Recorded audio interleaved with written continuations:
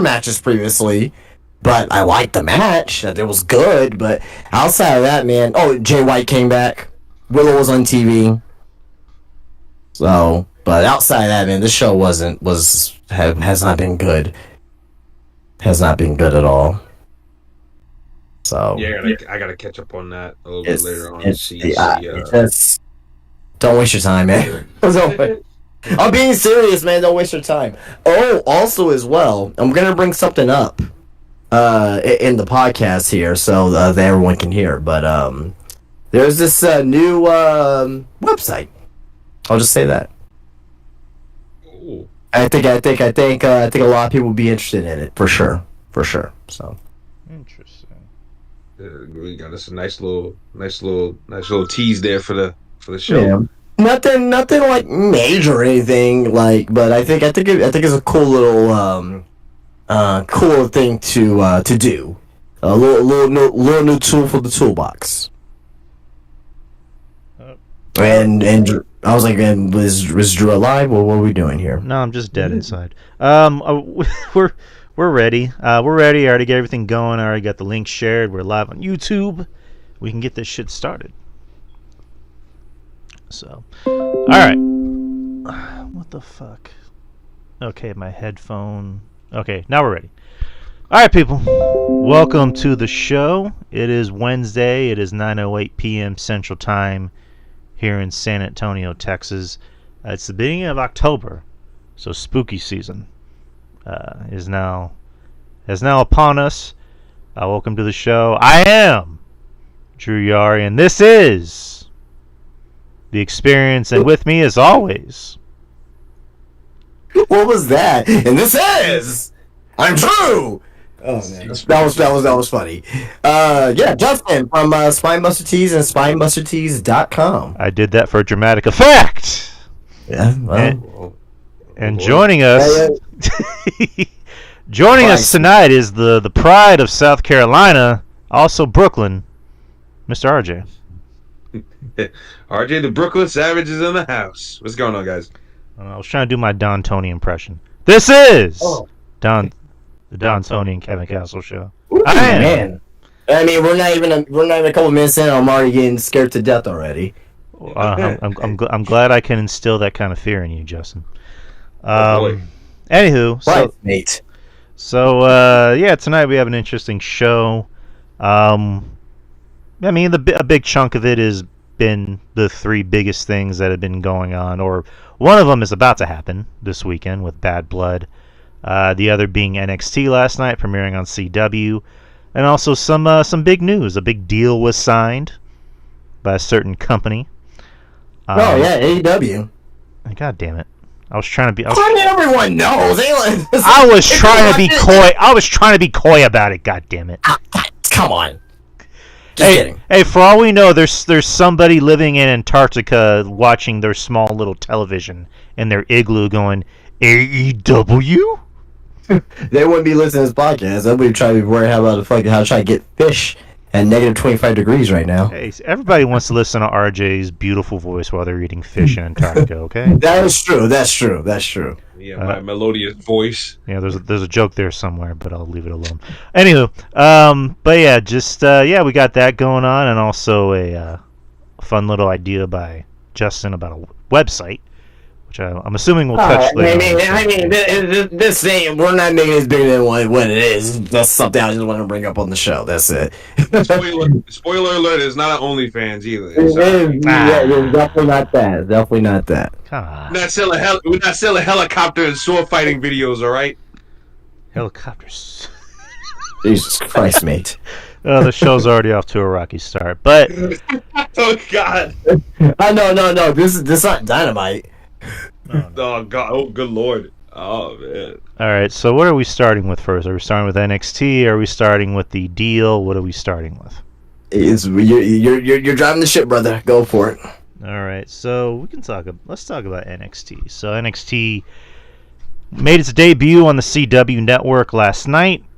I guess the kind of long story short, really good show. Very good debut for NXT on a new network. On the CW network. Yeah, I guess we'll just kind of go back and forth with this. Who wants to start? What were your overall thoughts, Justin or RJ, about the debut last night? I thought it was fine. Start off with the positives. Positive, they got new presentation, obviously new intro. It's a new theme song, Lil Wayne and 2 Chainz. As I mentioned before, WWE is really, really honing in on the hip hop scene. Meg Thee Stallion, SmackDown theme. NXT has been hip hop. It's been black for the last couple of years. Now they're on the CW sold out. Now they got to be even more black. You know what I mean? So they're really honing in on the hip hop community. Fantastic. That's number one. Number two, new title belts. I like them. They're different, right? You know, better than the rainbow colored belts that they were, I should say. So it has a little bit of mixture of silver and black and gold and a little bit of everything in it. And of course, you know, the women's NXT Championship has a white strap version of it, so that's totally fine. The show overall, it wasn't anything groundbreaking, but it was just an NXT episode.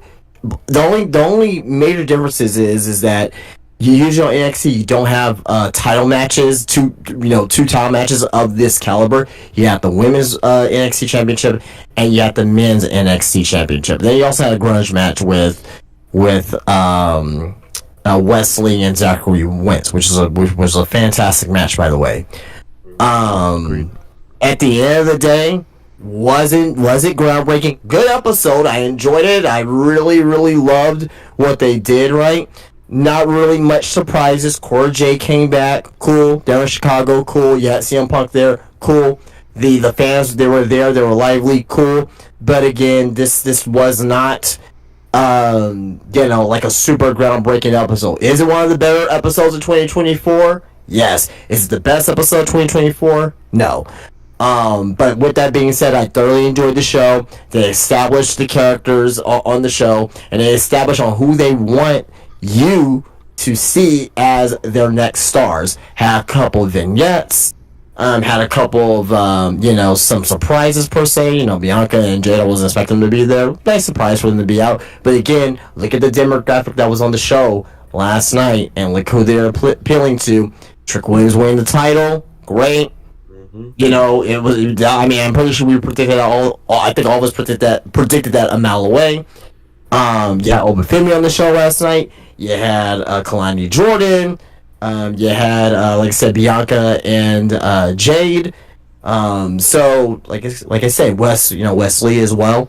Look at the demographic that they're trying to portray there. I think they're going to do a great job. But I think they averaged. I think the highest average amount, I think, was like 925,000, which was in the opening segment with Julia and Roxanne Perez. So have it right here. 965,000 was the peak audience, and that was the opening match. Yeah. Let's see. CW nighttime premiere up plus 143% in total viewers. Strongest telecast on the CW this year among adults 18 to 49 and adults 25 to 54. Overall viewers 895, up 44% from last week. So again, I'm not surprised by that. So again, they're going to average more because they're on network TV. More people have access to CW than the USA Network. So there's that. But thoroughly enjoyed last night. Good show. Again, was it groundbreaking? Was it like, was it like a must-see? I don't think this was a must-see episode. However, I will say that for people to be introduced to this show, to be like, okay, what's this NXT all about? I think they did a great job of introducing, all the characters and introducing the type of wrestling that you're going to be seeing week to week. Agreed. I thought it was a very good episode of NXT. I probably liked it a little bit more than you did. I agree, like, was it really groundbreaking, anything special? I mean, something special did happen, but, like, was it groundbreaking? Not really. But they really went out of their way to make it seem special, and as they should have, because, they're in Chicago, it's the debut on a new network. They kind of gave it that takeover feel. So I thoroughly really did enjoy last night's episode. Everything that happened should have happened, and it paid off well. Like it was predictable, but not bad predictable. Maybe not so much the women's match. I think a lot of people assumed Julia was going to win. I don't know how you feel, I don't know how you feel, Justin or RJ. I was very happy with how the match turned out because I like Julia. Again, just like not everybody knows who Julia is, especially the NXT crowd. They're obviously more accustomed to Roxanne because she's a homegrown star in that system. Julia, all they've been told about Julia is how great she is, and then she actually is very great. Not taking that away from her, but people are mainly going off of what they see from her now. So I like the fact, and we're not jumping into matches just yet, but I liked how the match ended. I'll just keep it like that before we get to actually matches by matches. But overall, I enjoyed it, and you can tell who they're marketing it to, and it's smart. And again, I didn't like bitch or poop my pants because there was rap, which I don't get why people are still bitching about that. Like it's a new era. It's like Justin said. They're marketing. I mean, there's more black fans than there ever were before for professional wrestling. Just like, well, it's not even just that. This is not 1997, 1998 no, anymore when new metal was the thing. Right. You know what I mean? Like, now, you couldn't do rap back then because rap was seen as more destructive. I mean, you came off the murders of, Tupac and Biggie, just a couple of years off of that, and then, like, in the 2000s, it was just still like, you still had your new metal, your rock. Then once 2010 hit, or 2009, 2010 hit, it was more pop. You know what I mean? So they're really adjusting to the times. So if you look at WWE from like the rock and wrestling era, they're using real music from that time. Then you went to the 90s where, it was like more generic, jazzy sounds, and that was the time of the era as far as like for TV production. Then you went to the Attitude Era, was and Ruthless Aggression was new metal. So I think it's a natural progression. Right. But RJ, what'd you think about the whole show? I thought it was what it needed to be. I thought it established, okay, here's our main characters. Here's who you should be looking out for, or at least half of it. Because not everybody makes the show every week, which is cool. That's fine. But yeah, they put some vignettes on, told some stories, built some stuff for next week. So I thought it was an effective show. Absolutely. Was it great? No, it wasn't great by any means. It wasn't bad either. It was fun. NXT's fun. That's my overall description of any NXT show. It's fun. Something's always going on. Whereas Raw tends to drag a little bit. Dynamite, if you're not feeling certain things or certain people, it drags on. SmackDown breezes by quickly. NXT fits into that category where it's fun and it breezes by quickly because there's always something going on to the point where you're like, shit. This 2 hours is kind of moving kind of swimmingly, man. So I thought it was a very, very fun show yesterday. As far as the titles are concerned and everything like that, I think they look really nice. People would complain, they look like UFC belts and this, that, and the other, which I don't know about you guys, but I didn't get that notion at all. That they look like UFC that's my first time hearing that, so I didn't hear that. Well, if that's the case, I mean, they are in business with UFC. Yeah, but I didn't Right. I didn't get that case at all. They're fine. They look like a slightly tweaked version of the last belts. Right. Just some gold and some silver in there instead of the rainbow colors. So I don't see any of that. I think they actually look pretty nice. The new logo looks nice. For a new network and for a new quote unquote era, they had to change the logo and stuff like that to coincide with that. So I'm cool with all the changes that they made, physically around the show. And like I said, just thought it was a really, really fun show yesterday. Right. Very effective. And I'm glad they got the chance to have the numbers that they did yesterday. Right. Agreed. So let's get into matches real quick. So the first match, the show opens with Shawn Michaels coming out, introducing everybody to NXT, introducing the new titles, the new men's world title and the women's title, which we just talked about. And then Triple H comes out and they do the "Are you ready?" yada yada yada. And then Julia comes out to begin the night against Roxanne. Roxanne, I'm sorry. Just again, Julia. Just I like her entrance. I like the music. She just has an aura about her. Like she has that cool aura about her where you want to know her. You want to get near her. Not just because she's a very attractive woman, but she just has that aura about her. Like, who's that? She's cool. And she has a great physical charisma to her. She's always yeah. Right. And then Roxanne's Roxanne. What else can we say about Roxanne? And I mean that as a compliment. Like, Roxanne is Texas made. We love her here. But yeah, just the match was good as expected. It was very, very good. If she's Texas made, you gotta tell her how to cut a promo, for God's sakes. Jesus Christ. I like her. I think she's fine on promos. I think she's fine, personally, to me. My ears are. I'm in the middle. I think she needs to improve a little bit. Right. She's not perfect. She's not fucking Rhea or anything like that. And I will perfectly tell that to Roxy too as well. So I'm pretty sure she knows that. She's like what, 22? Yeah, I mean, she's in developmental, so I mean, I think she'll get there. I don't think she's terrible. Personally, to me, I'm not saying she's great. I just don't think she's terrible. That's just me. But anywho, good match, very, very good match. I mean, it kind of lived up to the hype. I don't really recall any. Maybe I think there was like one botch where like somebody, I guess there was like timing on one spot. I'm forgetting what it was. Maybe one of y'all can bring it up, but. There was one spot, and I had to bring it up because it was in my notes. There was a spot where they're on the top rope, and Julia puts Roxanne in a double underhook suplex off the top rope into a bridge pin. I don't know. To me, that was just fucking impressive. That was really, really good. I like that. Yeah, these two had very good chemistry in the ring, being two women that are vastly different. And to my knowledge, I've never really had any interaction with each other, and they just killed it out there. There was one thing there, some of our contemporaries and friends were kind of bringing up is that Roxanne seemed to be getting a bigger reaction to Julia, which is again is expected because people know Roxanne better, they know her more.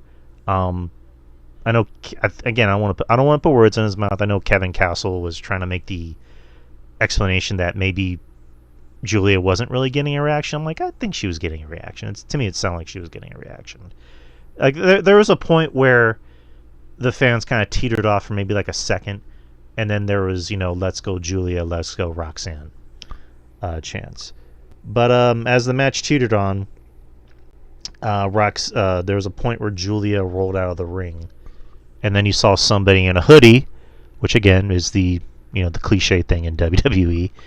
Do a DDT to Julia outside, roll her back in the ring. Roxanne goes for Pop Rocks, 1, 2, 3. Roxanne is still the NXT champion, and the hooded figure is revealed to be Cora Jade. So Cora Jade is back. Again, I like the spot. It made sense because you don't want to give Julia too much too soon because again the NXT crowd is still kind of feeling her out, and eventually she will get there. But yeah, it's again, I like the idea of Cora and Roxanne kind of forming their own heel, bad girl stable. But yeah, again, I've said all I need to say. What do you guys think about it? That was a very good match. I mean, I don't want to go into more depth, but that was a very good match. Julia not winning, yeah, I'm totally fine with that. Now, if you look at the history of NXT. New signings, they don't really win their first title matches right off the rip. So, I mean, we go down the line, but, it has happened before. But, just at the end of the day, though, Cora Jade coming back, cool. I like Cora Jade. Always thought that she had something to her charisma. Obviously needs to get better in ring, right? But I think this is going to be a good opportunity for her. Now, I will say this because, yes, does it make sense on paper for Cora Jade and Roxanne to be, having a potential partnership? Yes. But does that actually make sense? No. Why? Because they were feuding against each other the last time I checked. So weren't they like, having like some type of, I don't know, it was a hardcore match, but like a grudge match of some sort? You know what I mean? So as long as they explain, that's all I care about. But as far as the match was concerned, I thought that was a pretty good match. It's also 2 years ago too. Yeah, that too. Yeah, so I mean, they can play off enough times as Pat, and it's not like they embraced each other right away. So clearly, they're gonna build to that. Well, yeah. As long as they explain it, I'm cool with it. I thought the match was fun. Thought it was fun. It was kind of shaky for me at a couple of times. You can kind of tell they was kind of trying to feel each other out a little bit. But besides that, I thought it was a fun match, and I don't know. I don't like Shawn Michaels tends to do this a whole lot. Well, he'll bring in somebody, and especially for anybody that's watched NXT UK, they'll know what I'm talking about. Well, he'll bring a guy or a girl in. They have maybe one or two matches. They'll win those, and they'll have a big title match. Then they'll lose. Then it's back to the drawing board where they eventually come back around to having another title match, and voila, they'll win. I don't like that. Especially when it becomes a repeated formula. You know what I'm saying? Like, it's fine if you do it once in a while, but when it's a repeated formula and people can see through it, it's like, okay, bro, you got to do something a little different here. I would have preferred them to not have rushed this and had properly built up Julia. I think that's probably why the fans are kind of looking at her like, oh, okay. Because I don't think that Shawn Michaels is giving us enough to care about Julia in the ring yet. Yeah, sure, you're telling us she's devastating, but we got to see that she's devastating. Not you telling us. We got to see it. And I think she would have benefited a whole lot more had Michaels would have given her quick squash matches against some of the rookies and shit like that to show off her strikes and show off the reasons why she is indeed beautiful madness. I think this was rushed as far as like putting the match together and having the match, but we shall see we know where we're going with here. We're building to a Cora, Roxy, Stephanie Vicure and Julia, or maybe Delta and Julia matchup down the line. So I guess whoever can get to America the quickest between Delta and Stephanie Vicure is getting the spot. So yeah, I mean, I'm looking forward to that. And Cora Jade, God bless her. I hope that it's good to see her back, and she can cut the promo. Her and Roxy go together beautifully, actually, because one has what the other lacks. Roxy has the in-ring skill that Cora Jade lacks, and Cora Jade has the charisma and the promo skill that Roxy lacks. So they fit together beautifully. And I think as heels, they can actually do a little something. Maybe give them a third or something like that, and you could have something nice there. I was pitching a couple of years ago, maybe doing an evil Powerpuff Girl like gimmick with those girls. Maybe bring in who's the other girl? I was saying Jasmine Allure. What's the third girl I was saying? Maybe do that, because I think you could do. You can have something there, and all three of them are like super young, so. I think that would have fit nicely, but maybe they can do that with like maybe one of the NIL girls or something like that. But yeah, no, I thought the opening match was fine. I thought it was fine. All right. Just a quick update, because I'm not gonna talk about fucking Dynamite on this podcast tonight. Oh no. The main event, Okada Danielson looked like a good match, right? It ended. So this is how they're gonna end their 5th year anniversary show. You have Moxley come out with the new group, ties up Danielson, right? Attacks him. You have Wheeler Yuta come out there with a hammer, right? And pretty much they brawled, they schmozzed, and it was like, oh, let's have a tag team match next week. Claudio and Pac versus Wheeler and... Fuck this show. Moxley and his skinhead group? Let's continue. Okay. On a side note, so again, I kind of had to bring this up, and it's it's a waste of time. But of course, people AEW faithful have to take their little shots at WWE because that's all that's on their mind. So this pertains to the Core Jade thing. So, and again, I'm not trying to be a pig. I'm just pointing something out. But when she, took off her sweater, you can tell she had work done. I'm just going to keep it at that, just so we can move on. And on WWE's NXT Instagram page, that's the thumbnail. And of course, it's going to be the thumbnail. I mean, just like what else can you say? Someone on Twitter, which I'm not even going to say their name, said WWE social media team thumbnails. ... If you can't see what they're doing and how they influence IWC gooner culture and toxic attitude towards women, then K don't know what to say.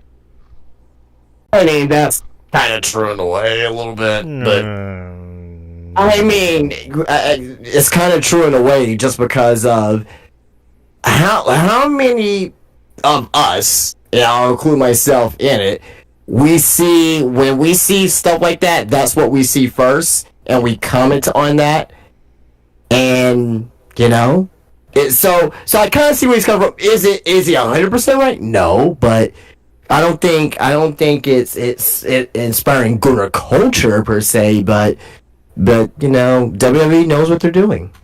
Right, but they know how to get engagement. Nothing wrong with that. It's just true.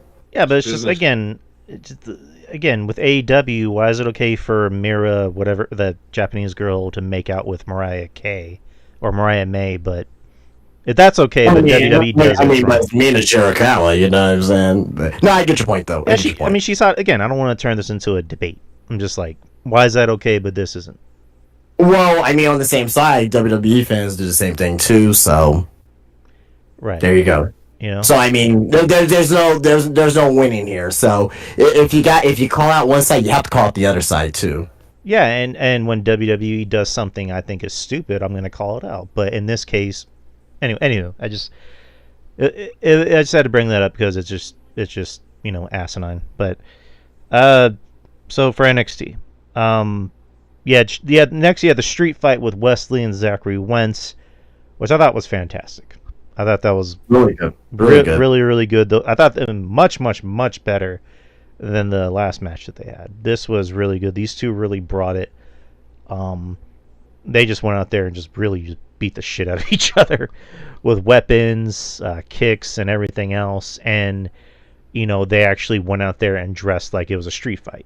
I think Wes was wearing like pajamas or something that looked like pajamas or sweatpants, and then Zachary Wentz was wearing like cut up jeans. I like this. I really enjoyed it. There's some spots where it looked kind of brutal. There was that spot where like Zach was supposed to go through the table and he missed the table by like a second. That was kind of rough to watch. Hopefully he's okay. It doesn't sound like he's injured or anything like that. But very entertaining match.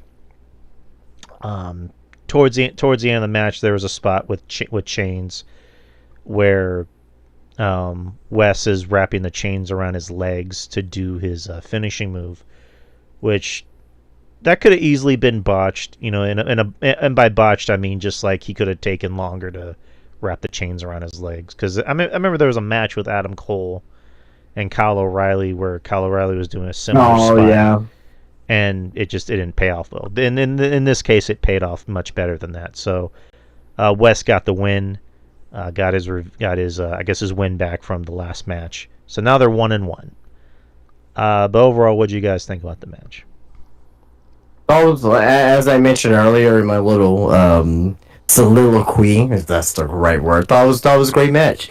Don't really have anything else to add to that. I wish that this match could have been like possibly at Bound for Glory. I think they could have done this at Bound for Glory, but I understand this is more of an NXT feud, not a TNA feud. But I just wish that TNA would have got a little bit out of this here, but they really didn't. So I mean, you never know. They could.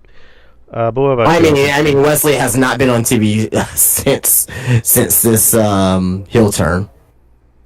Yeah. Well, on TNA TV, I should say. So getting it on Bound for Glory at this point wouldn't make any sense. I mean, again, you never know. But since he already lost the X Division championship. I thought for sure that Wesley was going to cost him the X Division Yeah, championship. that's what I thought too. I thought he was gonna come down like in San Antonio and cost him the X Division Championship against Mike Bailey. I was like, oh, okay, then that would give him a reason to feud on TNA TV. But no, there's like he hasn't been on TNA TV since his heel turn, so I don't see TNA utilizing resources for this match if there's really nothing out of it for them at this point.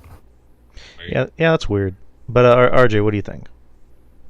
Oh no, I thought the street fight was for WWE standards and what you can do. Given their standards, I thought it was a fun street fight. These guys obviously have chemistry, and it showed big time. I thought this was really fun to watch. Even my nephew, who doesn't even like wrestling like that, but he saw it and he was like, "God damn, these guys are killing each other." And I'm like, "Yeah, you see that, right?" And they were trying different spots and shit like that. Zachary Wentz, man, can we talk about comeback of the year for this guy?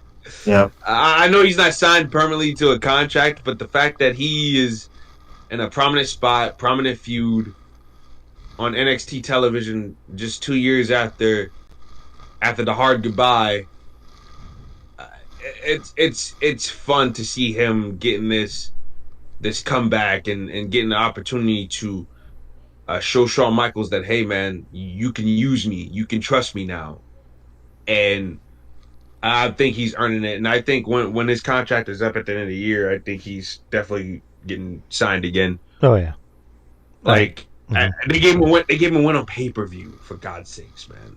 And I just think that Zachary Wentz, he has busted his ass to prove that, hey, all that shit was in the past. Can we treat it like it's in the past? Because I'm ready to rock and roll for the future. And but Wesley won here. Wesley needed a win. He needed a big win as a heel. Hadn't had one yet, so he had to get this one here. And it leaves it open for a tiebreaker. I don't know, Justin. When is Bound for Glory in October still? Yeah, I believe it's next weekend. Hold on, let me double check real quick. But continue. Is it next weekend?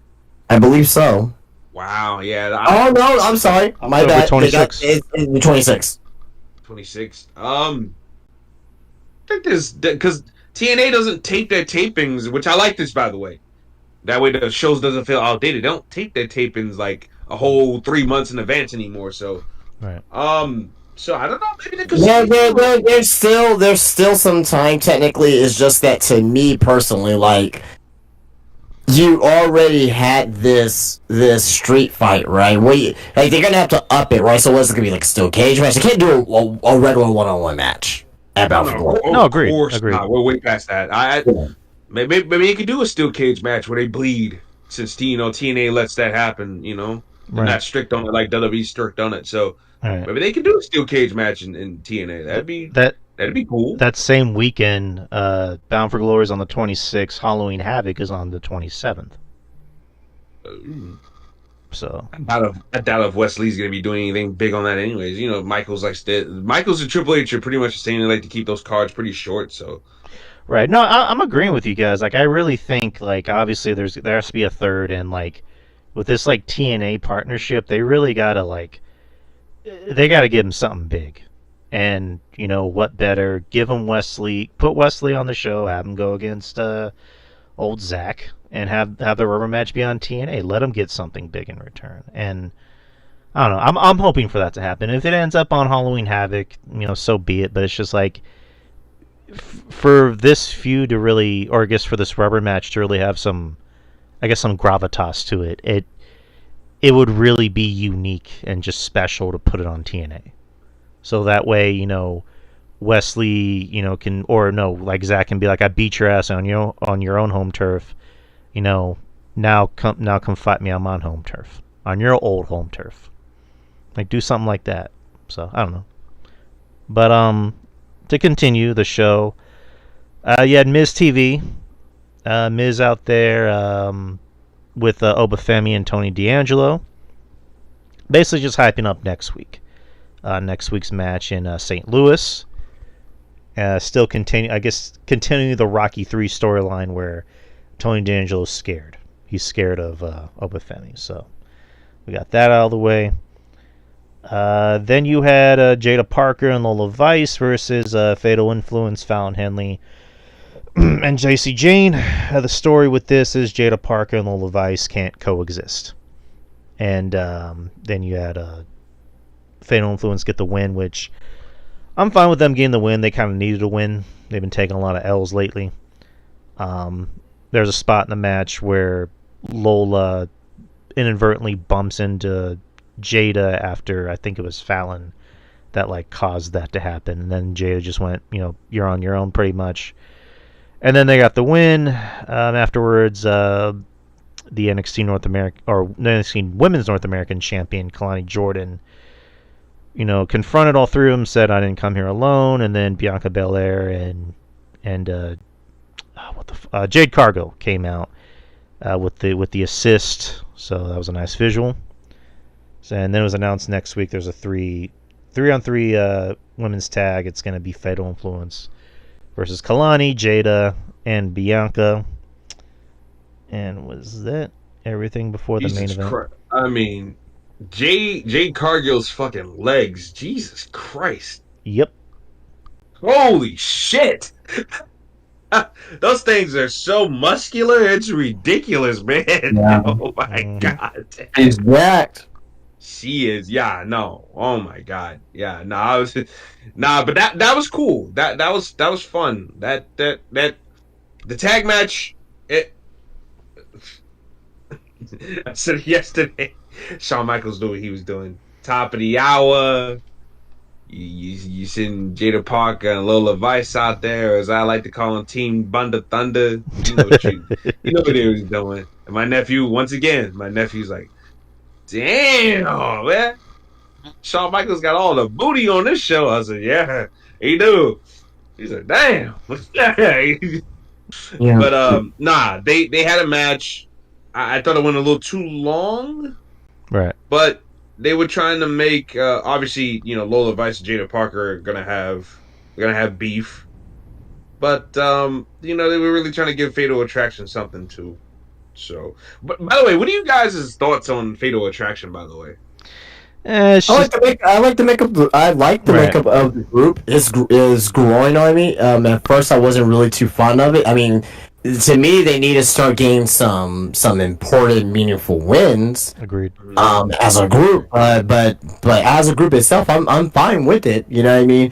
It keeps JC Jane relevant. It keeps Fallon Henley relevant, and you got Izzy Dame there too. So she's still learning the ropes. So Izzy Dame. Wish it was Izzy Dame, because Lord knows Shawn Michaels ain't doing nothing with Izzy Dame.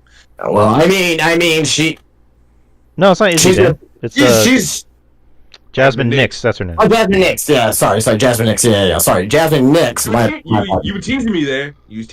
Yeah, my apologies. So Jasmine Nix, being there, I mean, whatever. I mean, she's still learning the ropes, so hopefully she can develop into something good in ring, reliable in ring, because obviously she's still learning the ropes. Yeah, agree. Like, promise so far. Yeah, I like I like Fatal Attraction as well. I mean, anyone that knows me knows I'm a JC guy. I love JC. I also love Fallon. I'm still kind of back and forth with the heel turn thing, but again, she's doing fine. I'm a little past it at this point. And Jasmine Nix, she gets to learn from two of their ring technicians. If that's the best way to put it. So I like the group, but yeah, just like Justin said, they need to start getting some meaningful wins, because when you put a faction together, they need to get wins, because it's like what's a good example of a faction that doesn't really get wins? LWO. LWO. Yeah, there you go. It was kind of like with and again, I'm comparing two different factions, like with Judgment Day in the beginning when they weren't really getting wins. And then they started getting wins and started winning titles. Same thing with White Six. They've been getting wins, but they need to start winning titles. So, same thing with Fatal Attraction. More than likely, they're taking a big L next week. But Also next week, they showed a promo package for Javon Evans and Randy Orton, so that should be fun. Do y'all think that's main eventing the show? Yeah. Yeah. You're not gonna have Randy Orton in St. Louis and have him not main event. I don't see anything else. I don't see anything else that will actually main event. That would make sense. I mean, maybe they'll add something else later, but as of right now, I don't see it. Maybe the tag team match, but title match, but I think they may open up the show. Right. Because they love opening up the show with Nathan Frazier and Axiom matches. Those shits be going hard though. I don't blame Shawn Michaels, man. Go ahead and throw him out there, man. Get that adrenaline rush right out of the gate.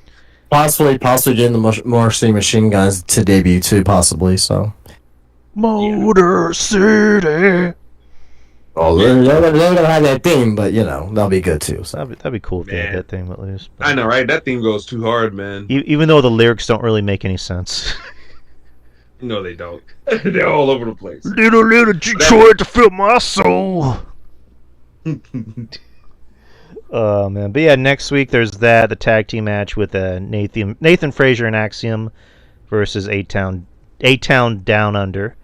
The North American men's championship match, Obafemi, Tony D'Angelo, Javon Evans versus Randy Orton, which that should be fun. Drew, Justin, that RKO next week finna be generational. Oh yeah. So the question is, so prediction for us three, since we like doing little things like this, do you guys think he's gonna get him out of the top rope twisting cutter, or not the twisting cutter, but the twisting splash that Javon Evans does, and Randy Orton's gonna catch him out of the last twist? I think the last minute. I think that's one thing Orton is specifically asking him to do. Yeah, as long as they can do it safe, for sure.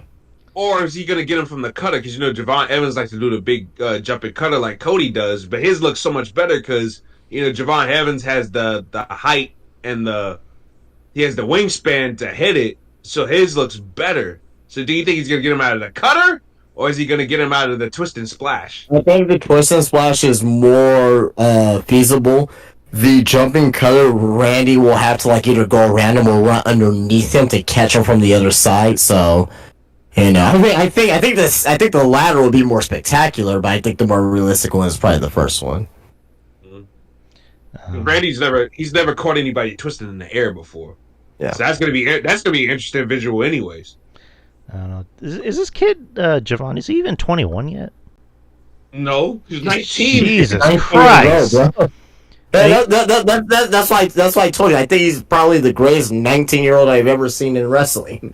This boy's been wrestling for years in the Carolinas. And he's about to main event a big show with Randy Orton. Yeah, that's why I said by the time he's 24, he may be fucking top of the fucking main roster. You know what I mean? They must really like this kid. They must really. I mean, again, I'm not even trying to make fun. I like him. I really do like him. Yeah. I'm a big fan of him. I'm just they really have a lot of faith in this kid to be hey, you're gonna wrestle Randy Orton. No, definitely. And I'm a little concerned because you know what it is sometimes when you give somebody too much too soon. We've seen it. You've seen it. Leo Rush, Paige, Randy Orton. Randy Orton, sometimes mistakes are, to be had sometimes. This is a different era, though. I think management is a little bit more involved with the talent and with any type of attitude problems or anything like that. I think they're a little bit more involved than what it was even 7-8 years ago. Especially 20 years ago with a Randy, you know what I mean? So yeah, they're not going to allow him to fall off the wagon, so to speak. They're going to make sure he has the right attitude. Same thing with someone like Sean. Sean was a perfect example of don't fuck up. Don't be a fuck up like I was. So I mean, I think he'll be all right. He has the right people around him. Yeah, and he seems like he's got the right attitude from the people that I know that know him and stuff like that. He's got the right attitude. And him on TV, that's not a gimmick. That's really him. How composed he is on TV, that's him.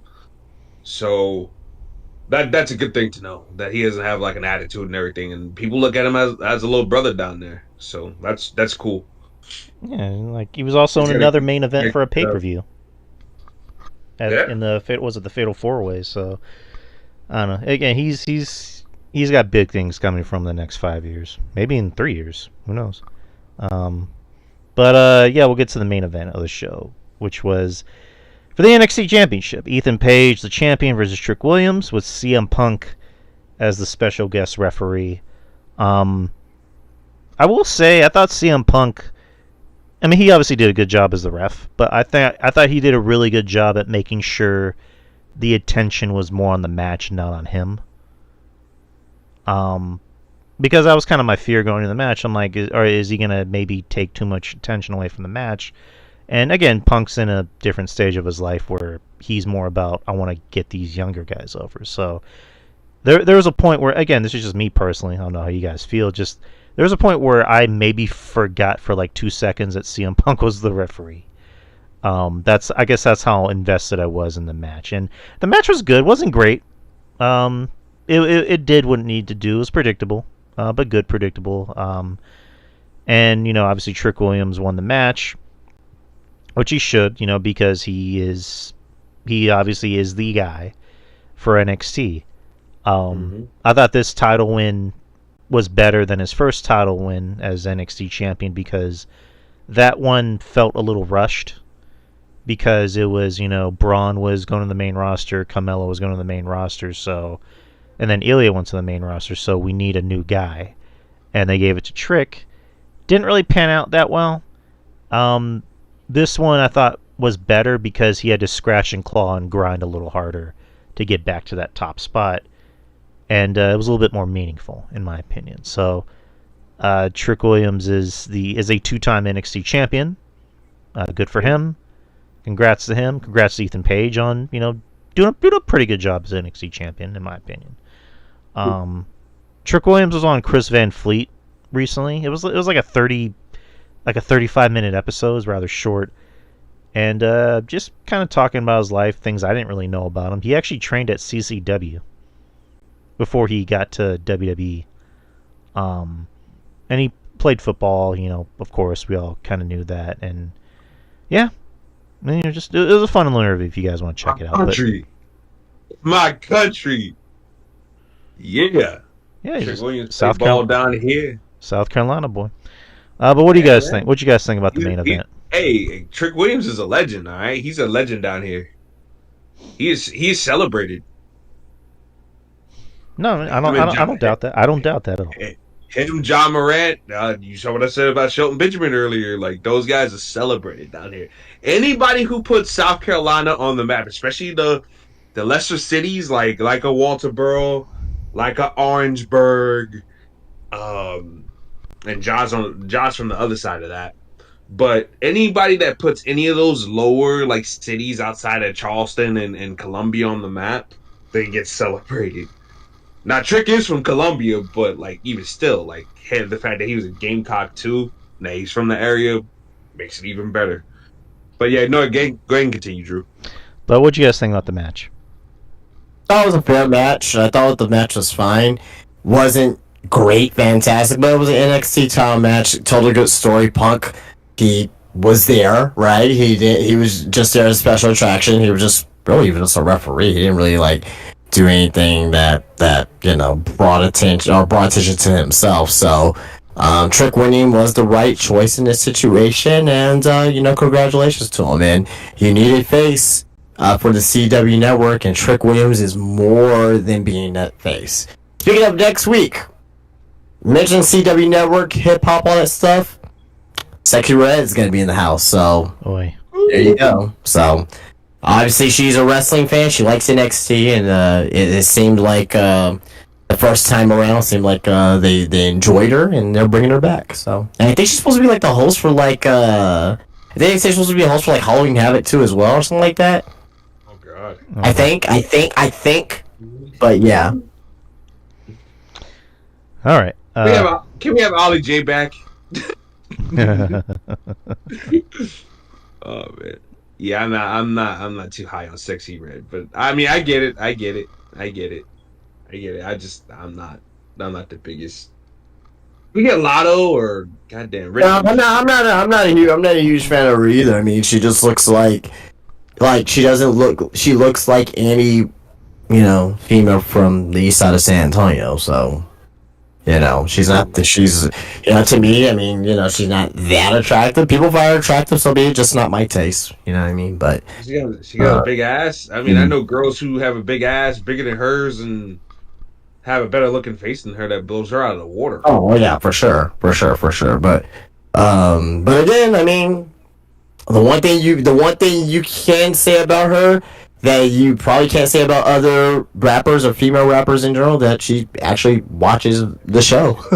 And that's why I don't go in too hard on her. Yeah. At least she's a fan and she knows what the fuck she's talking about. Right. Anybody remember Summerfest From Jeremy Piven? Jesus Christ, yeah. Yeah, so I look back at that and then, fast forward years later and, Sexy Red knows the product. She knows what she's talking about, so. Right. But, do you have any quick thoughts about the main event? RJ?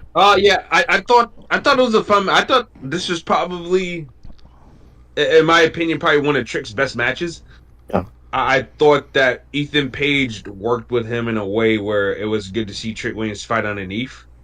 Where it was, and it helps that Ethan Page and Trick Williams size up nicely. Whereas going back to that Mello match that you mentioned, it was kind of weird seeing Carmelo Hayes control the pace, obviously due to the size difference and everything like that, and due to the fact that Carmelo Hayes doesn't necessarily wrestle the most grounding or technical wrestling style to the point where he's ground and pound type guy and keeps you on the mat. So it was kind of weird seeing Trick Williams sell for that back then.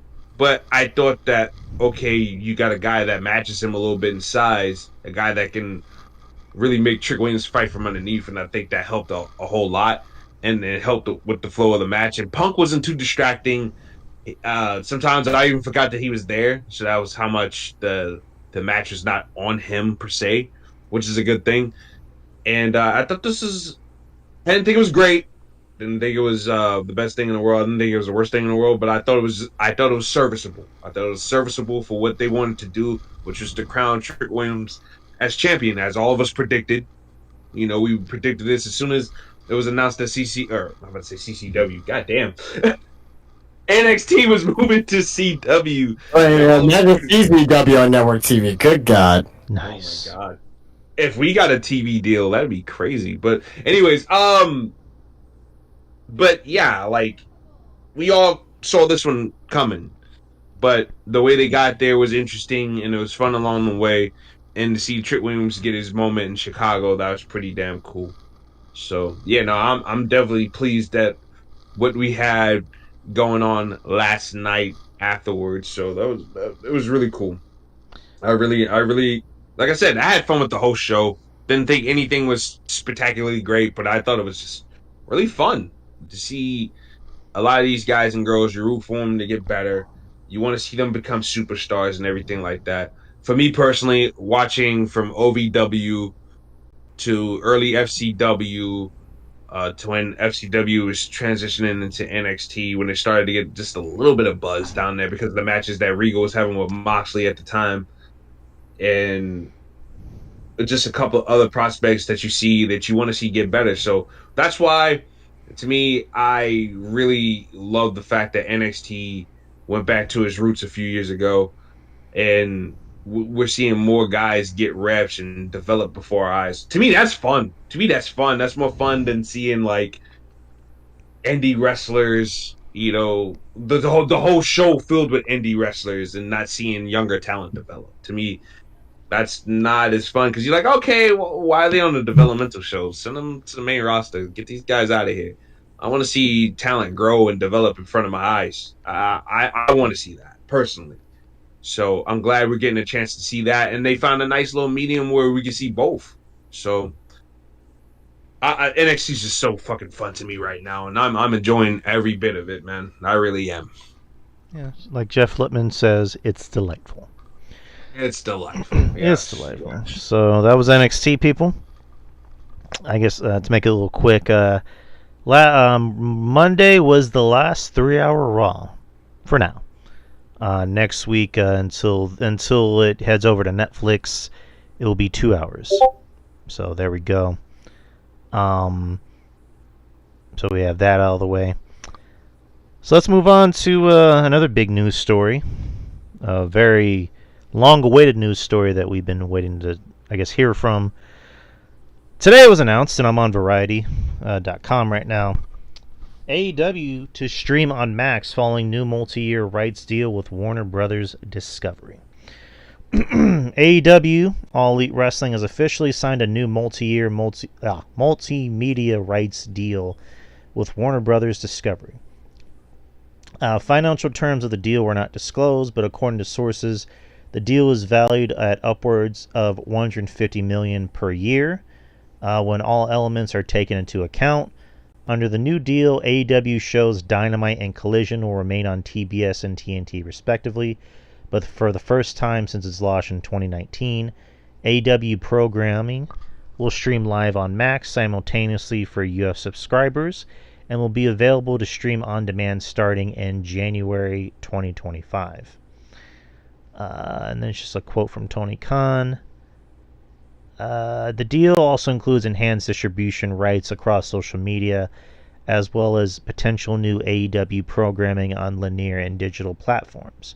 Furthermore, AEW live pay-per-views will be available on Max later in 2025 at a discounted price per event, with all marketing promotions of those events exclusively centered on Max.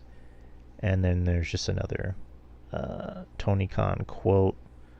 And then blah, blah, blah, blah. Yeah, that's about it. That's pretty much it. Just to go in depth with that, it seems like it's going to be a 3-year deal with a 4th-year option.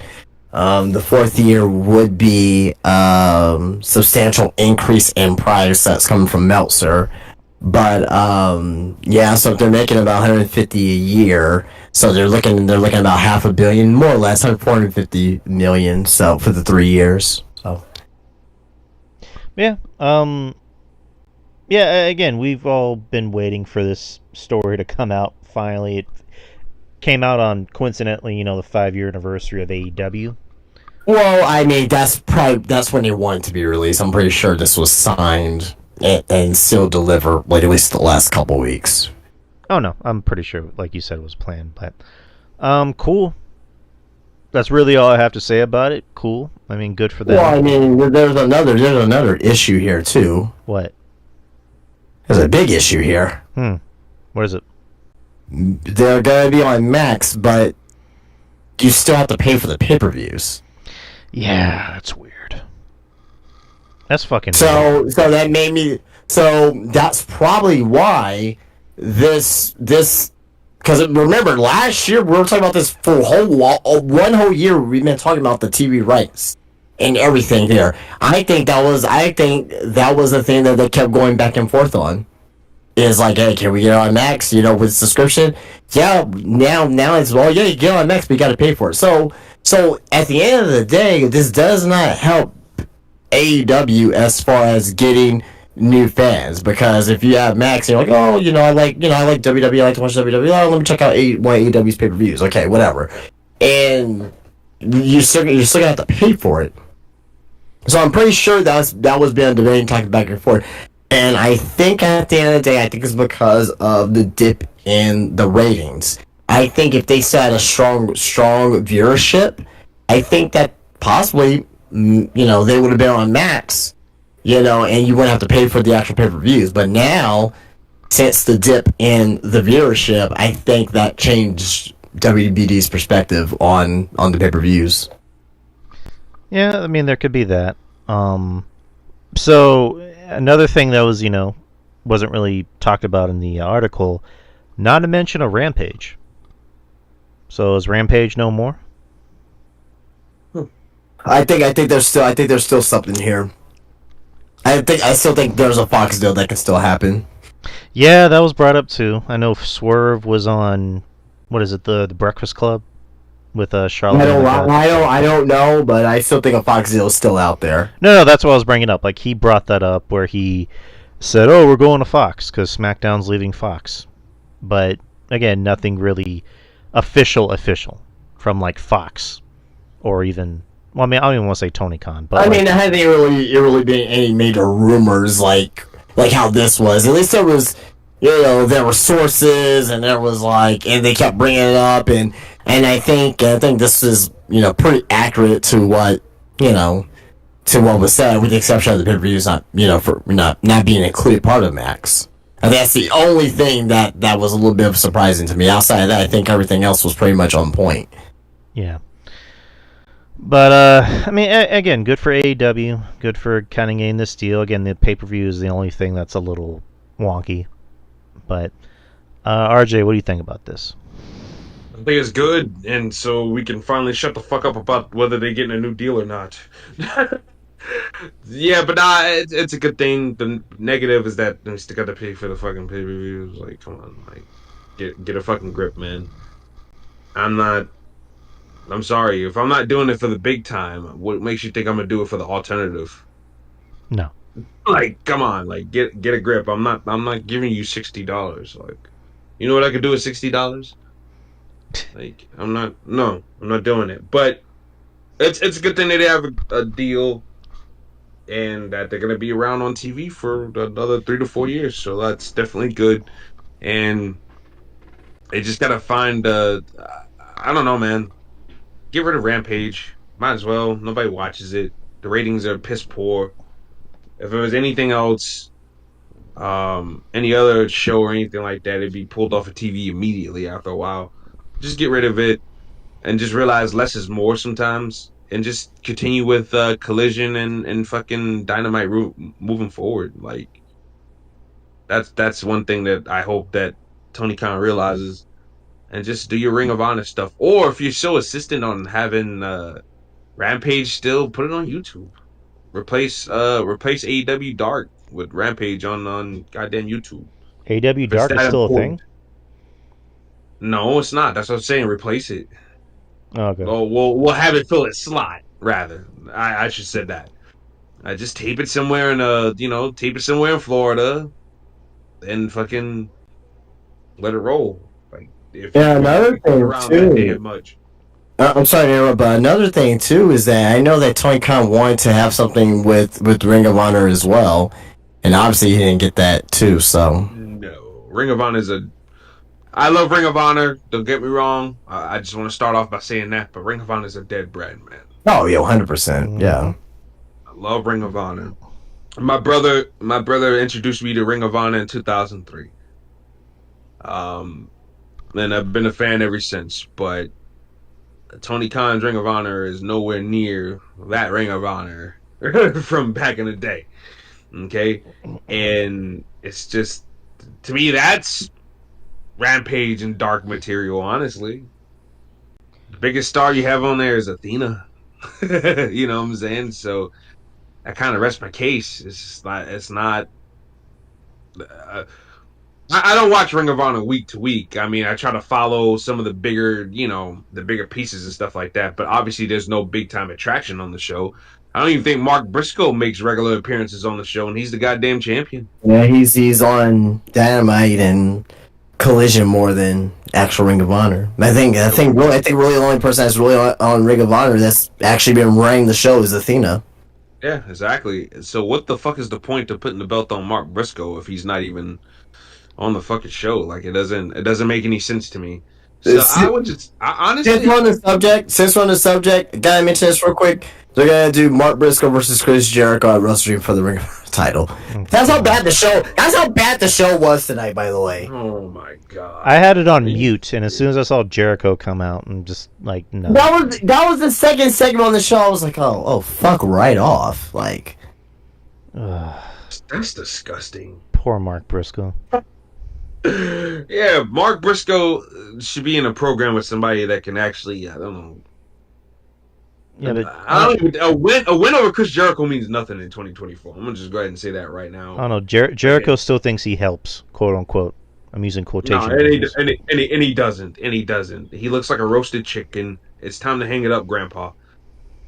And once again, the same nephew that was looking at at NXT last night. He watched AEW. He's like, "Oh my God, Chris Jericho still wrestles?" I said, "I know. I rest my case." It's bad, man. Like, dude, stop. Like, just be an advisor backstage. Do something else backstage. But you as a character, it doesn't help. And you're on your third faction in 5 years. Come on, man. Come on. That's just and it doesn't help anyone. You don't help anybody. It's not like he's a guy where, you get a collection of talent together and you get like 2 or 3 breakout stars, especially because he had a bunch of fucking guys in all his factions. The Learning Tree is like the shortest faction he's had. And Bill could be a star, but we know Tony Khan is allergic to big men. He'll push him for a couple of weeks or a couple of months tops, but that's the extent of it. And Brian Keith would probably be the one to get the push, ironically. But I don't know either. but my whole point is that Chris Jericho doesn't raise anybody. He's not a kingmaker, so to speak. To me, if I was in his shoes, the point of having a faction would be to help make guys stars afterwards. So that way, when I'm old and retired in my home, at least I can look back and say, "Oh shit, Big Bill, that Big Bill's a big superstar, isn't he not? Brian Keith, he's a superstar. Sammy Guevara, remember when I can remember when I first had him do a 450 splash and he helped bust open, I don't know, Bryan Danielson, and like we really had some really good memories together. I'm glad to see that he's the world champion now. It's none of that with Jericho, man. So, Action Andretti beat Jericho once, and I mean, they're doing some stuff with the Top Flight stuff, but was he really better off immediately after that? No. So it's just like, I don't know, man. Like, Mark Briscoe ain't gonna get anything out of that. It's just a waste of time. They should have had Mark Briscoe fight somebody, I don't know, younger, somebody that has some promising talent that Tony Khan can use in about like a year or so to circle back to it. Maybe that guy could win the Ring of Honor championship. I don't know. Think about the future. But what do I know? I'm just a guy with a podcasting microphone in front of his face. I never book shit a day in my life. Oh, wait, actually, I do book stuff, so I don't know. Tony Khan, hit me up if you want some advice. I can help write Ring of Honor for you. Shit, you'll be rolling in the dough with that kind of money from Tony. Oh, and I guarantee you he'll be having some bomb ass storylines too. Mm-hmm. Mark Briscoe would be feuding with somebody. See, I would have Mark Briscoe feud with an Action Andretti. Cause see, yeah, true, yep. But that fits the Ring of Honor aesthetic though. Like, it never been about older guys per se. Like they would bring in certain guys in, like a Jerry Lynn or vets like that, but they weren't in the main event. They were like special attraction matches, And Ring of Honor, to me, Ring of Honor used legends the right way. They didn't have legends bury their talent. They brought them in to have wrestling matches, and they usually put over the younger talent that they saw promising. So I would do that. I would do that. If Jericho is coming in to Ring of Honor to face somebody, it would be somebody that they, not the champion, but somebody that they see promising that can beat Jericho and get something from it. Not him wrestling for the title. But like I said, what do I know? Maybe you need to be under Chris Jericho's learning tree. Oh God, I'd shoot my. Never mind. All right, you unalive yourself. Yeah. All right. Do you guys have anything else to add before we get to Bad Blood? I have some news stuff, but we're already getting past that time already. So. All right. So let's get to Bad Blood. Bad Blood. Well, actually, before we get to Bad Blood, I'll just get this out the way. Like I said, this is nothing huge or anything like this. But are you guys familiar with Letterboxd? Yes. Well, there's a wrestling version of this called Dropkicked.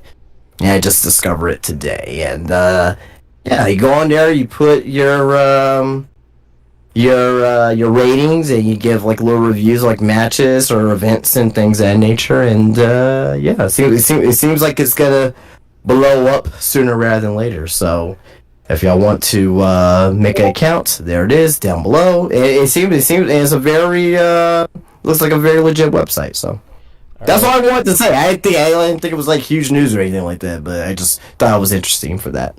All right, before we get to Bad Blood, I use the restroom real quick. So talk amongst yourselves. Okay. I'll be quick. I'm sorry. All right. Sure.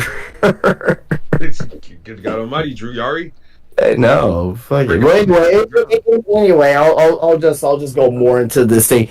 Yeah, so the Dropkick website, you go on there, you make yourself an account, and you can join. It has like a list of members on there. Right now, there's only like 3,000 members on there currently, but it seems like the people who are making accounts are a lot of Twitter personalities per se that's on there. There's certain like lists on there that you can look up as well, like watch lists and things of that nature, and like, hey, I was there, and and also you could go through events all the way from they have it all the way from 1985 through this year. And you could be able to pick a certain event, and you could be able to review it. So if I want to look at, I'm looking at WrestleMania, 24 or whatever, right? You can be able to go on there and leave your review and all that stuff. And you can also leave reviews from ECW 2009 or TNA Impact 2006 or whatever. So it's a cool website. It looks like they got it fleshed out well. It works. It's very intuitive, and if you guys like to, I think I may end up using this website just for like my star ratings and stuff for the year. I'm like, what did I rate for my match of the year? This is what I have as my match of the year. So that way it's accurate and and that way it's kept up with too as well. So, but yeah, Dropkick. I put a link down in the chat here on Discord, and yeah. I'm currently looking at it right now. I'm signing up right now as we speak. Yeah. The website is very, very user friendly. So I can't ask for any more. Looks good. So it's very clean, especially on this mobile device I'm using right now, as they like to say.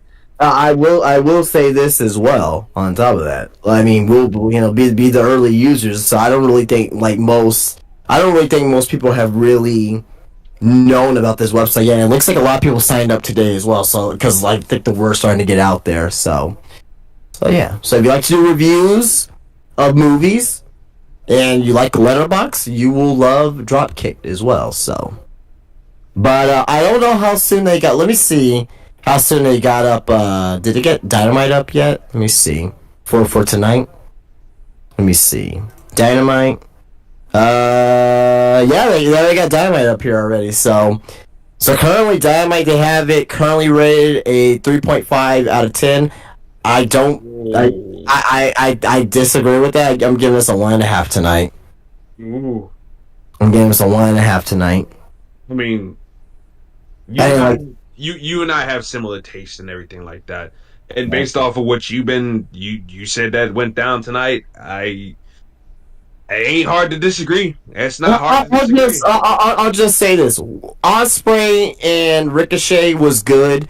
Not as good as their about the Super Juniors one, right? They redid that spot, not move for move, but it was very similar, right? And you knew what they were going for, and the fans kind of knew that, right? So that's number one. Number two, you had like Mercedes that was handed, or MVP hands Mercedes a business card, so maybe they're trying to get her into the new Hurt business or whatnot. Yeah, Hangman versus Juice Robinson. I love Juice Robinson, but this is a 5-year anniversary show. I don't think Juice Robinson should be here, but it actually led to the return of Jay White, which I was very fond of, right? Private Party, they had issues with the Blackpool Combat Club, but now they're trying to go after the tag team championships. I don't know where did that come from. Just, Willow Nightingale is on the show, great, whatever, right? But it's just a lot of sloppy things on the show tonight, and a lot of shit just didn't really sit home with me. So it didn't sound like a lot of things that went down were 5-year anniversary worthy. no, you had Serena Deeb versus Britt Baker. They were in Pittsburgh, by the way. But again, Serena Deeb versus Britt Baker. I like Serena Deeb, but is that match 5 years worthy? Right? You know what I mean? No. Yeah, you had Isaiah Cassidy and Mark Quinn versus shit. What's their fucking name? Like, what is it? Meat Mountain, whatever the fuck their name is. Beefcake Boulder and Bulk Bronson. I forget their name. Forget their tag team. It's like gay porn stars. Yeah, but anyway, it's like, and Okada and Danielson was fine, but you know why I have an issue with this match? This is the issue I have with the match. They had the first 20 minutes for the Continental Championship, and then they had the if it goes past 20 minutes, it's going to go for the AEW World Championship. Mm-hmm. You already have Danielson versus Moxley already booked for Wrestle Dream. So you knew that Okada was not going to beat Danielson for the title. And I hate when they do matches like that. Right, so they just threw this match together because it's Okada versus Danielson. By all means, for what I saw before I go on, it was good stuff. You can't have a bad, Okada and Danielson match. Oh. But the point of it, like the decision to book it that way, is stupid. You know what I mean? It's dumb, man. It's dumb. It would have been more better if it would have been strictly for the Continental Championship, because that would have been a big. It would have been a big match for that championship, because I feel like that belt, ever since Okada's had it, feels like it hasn't had the. I don't know. It doesn't feel like it's had the big oomph that it deserves to have, especially considering that Okada's this decorated champion from Japan and everything like that. And the fact that he has that belt and it doesn't feel like a big deal is like, But maybe, had it would have just been for that title, it'd have been, okay, finally, this match, this belt, we have a big attraction here for this match and with this belt. So, I don't know, maybe they were just better off doing it that way. But I definitely hate when they telegraph stuff like that, because it's like, okay, you're giving me a way to finish, because there ain't no way Okada's fucking fighting Moxley for the belt at Wrestle Dream. There's no way in the world that's happening. Why would it happen? Why should it happen? Stupid. So Dropkick, it's easy to rate matches. Like, so if you go to like let's say you go to Dynamite tonight, you can rate the event, like rate all the show overall. So this album 5-star rating. Then you can go through each match very intuitive. You can just scroll through it and just pick your stars for each match. And so you can rate the entire event in less than less than a minute. I'm seeing it right now. Holy hell! Very cool website. So. Yeah, just made an account. All right. So, Drew, did you give Ospreay and Ricochet 5 stars? I had it on the background. I just saw a bunch of flips. Oh man! I gave it 4. That was good. That was really good. But it's not as good as the other one, but gave 4 stars. Oh man! Look at this. 1 star, a half a star. 1 star. Quarter brick, half a brick. Star. But the show overall, I gave it 1.5 tonight, and that's really because I saw Jay White come back. I would have gave the show a half star if I really wanted. I gave I gave fucking Private Party their match a half star because it wasn't even a fucking match. I gave Britt Baker and fucking Serena Deeb 1 star because that shit was sloppy as shit. That was bad. That was BAD bad. I remember. I remember I had it on in mute in the background because you can go on Twitch and some people have it on live. But I just remember I had the match on. I remember I was doing something. I look up and the match is still going on. I'm like, this shit's still happening? Yeah, I gave Adam Page and Juice Robinson 2.5 stars. It wasn't a bad match, but also at the same time, it's it didn't need to be that long. That match didn't. I don't think any of these matches, except for the opener because the opener and the under were matches that deserved to be at the list that they were. But outside of that, man, the show was fucking. And then Shelton Benjamin is now in AEW, so yeah. Pretty soon, I guess Bobby Lashley's gonna follow. They're gonna reform the Hurt Business. Yeah, and looks like Mercedes may be possibly joining too as well. So looks like he's trying to MVP's trying to form a super group, and maybe even Will Hobbs as well. So can't wait to see how it turns out. Oh man, we need to get Powerhouse Hobbs away from Don Callis. See, and that's the thing that frustrates me too, man. It's like the Don Callis family has so much potential, right? You got Hobbs, you got Fletcher, Takeshita, but there's no progression with it. These guys don't win matches like that, and when they do, there's few far in between. They're just background players, and it's frustrating because Callis can get the heat, and they're talented wrestlers, but it's just like Tony Khan doesn't know what to do with these guys from week to week. Yeah, and it's frustrating to see. It really is. But hopefully Hobbs, Tony Khan's gonna want to do something with them first and foremost, especially Hobbs. But I want to see that guy get his due because he's a guy that I like a whole lot, man. He's a badass motherfucker. Yep. If I saw him in a dark alley, yeah, he'd be nope. I'll turn right away like Red's Dad and Friday. Nope. I'm walking away. It's want some tool, man? No, hell no. I don't want none. Fuck out of here. It's over. Can I get the Glock? I mean, come on. It's ridiculous. But nah, they need to do something with Hobbs. And if this is the way to do it, okay, he's got my interest. But he does need younger talent. Because it's like, okay, Shelton and Lashley both. I think Shelton might be 50 already. And Lashley's pushing 52, so it's like, do I have a long-term investment in these old guys? I mean, they look great for their ages. Don't get me wrong, and I'm a fan of both guys.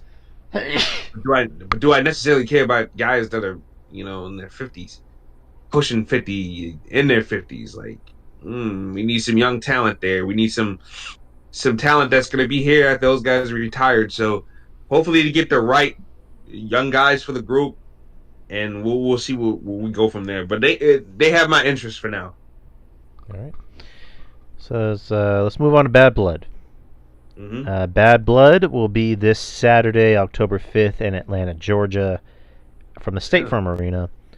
It'll have an earlier start time. It's going to start at 5 p.m. Central Time, 6 p.m. Eastern, because there's going to be a UFC program later on that same evening, UFC 307.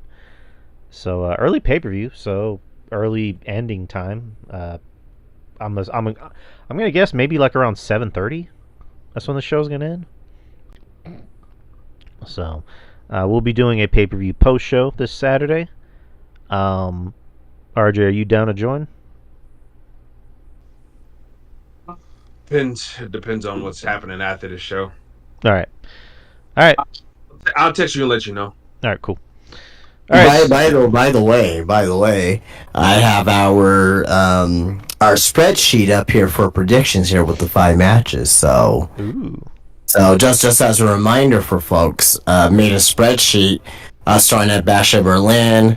We did No Mercy. We did not get to do was it All Out or All In or All Out? Actually, we didn't get to do predictions for those. I don't know what happened with that, but then Bad Blood. So now we have Bad Blood here. So Drew has 7 wins and 4 losses. I have 8 wins and 3 losses so far. So we're gonna continue for the rest of the year. Coming for you. All right. So Bad Blood. There's 5 matches, which that seems like the way it's gonna go. Real quick, dude, are you okay with this show having 5 matches? I'm fine with this particular show. I mean, if they added like maybe an extra match and do 6, I think that'd be fine. But I think they want to get out of there at a certain time so they're not competing with UFC. I think so. I think that's what it is too as well. But I wouldn't been mad for a 6 match. I think Gunther and Sammy could have been the 6 match, but Yeah, that's surprising. I mean, I guess I get why, maybe because next Monday is the first 2-hour show since 2012. Also, remember, Hey, they may give them the whole second hour. That makes remember sense. too. Remember too, Crown Jewel's around the corner. Sami Zayn's fucking over like a motherfucker over there. So keep that in mind too. Yeah, you're I right. don't expect a clean finish on Monday between those two. No, you're right. You're right. Also, I mean, again, maybe put like Mello and Andrade, have their 7th match be on a pay-per-view. They deserve a pay per view. Oh yeah, that 7th match, yeah, for sure. Yeah, Mhm. I'd be fine with that. But 5 is fine. But let's go with the matches. You have a singles match for the Women's World Championship. Liv Morgan, the champion, versus Rhea Ripley. Dominic Mysterio will be suspended above the ring in a shark cage. So thoughts? Who's winning? Who's doing what? Okay. Go ahead. I'm sorry. I got Liv Morgan retaining. Me too. Yeah. Put the belt on Rhea Ripley, then what? Yeah, Me sure. too. Yeah, I think the money's in the chase for Rhea now that she's a face, or I guess a official baby face. Right. Liv is And doing a good job in this heel role. She's doing a great job, She actually. is. Best work of her career. Oh yeah, Yep. definitely. She's more interesting than she's ever been as far as like from a character perspective, and also in-ring perspective. But yeah, keep it on Liv. I'm pretty sure Dom's gonna play a role while he's in a shark cage. But it should be a fun match. Dirty ass Dominic Mysterio gonna be locked in a shark cage. He's gonna have something to give to Liv Morgan from the shark cage and to help her win for sure. Brass knucks, probably. Possibly. He's gonna give Liv Morgan a shank. Something. Bad blood, shall we? I want to hear Joe Tessitore put that shit over. Oh my! He's got shit. What's Dom doing? Just give me the shank! Let the shanking Drea! What is Rhea? Rhea just cut from stomach to anus. Oh God. Oh, I love Joe Tessitore. Next is you have Damian Priest versus Finn Balor singles match. I got Priest winning this one.